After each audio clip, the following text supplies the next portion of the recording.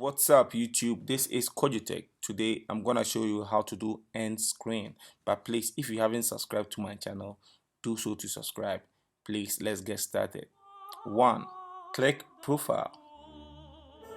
Here you click your profile. You select YouTube Studio Beta. Click on it. Select videos.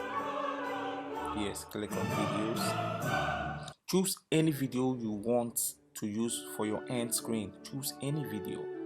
When it comes, go to the down button part and select end screen. Very good. When you select end screen, click add element and select video or playlist. Select any one of your choice. Any one of your choice.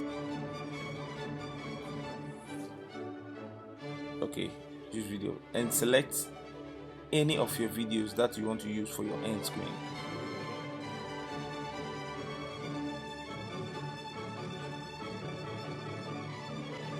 Select add elements. Click subscribe for your subscribe button to show there. Drag it to any angle you want. You can drag it nicely to any angle that you want. Nice. Yeah, drag it there. Very good. Click save. Wow, congratulations.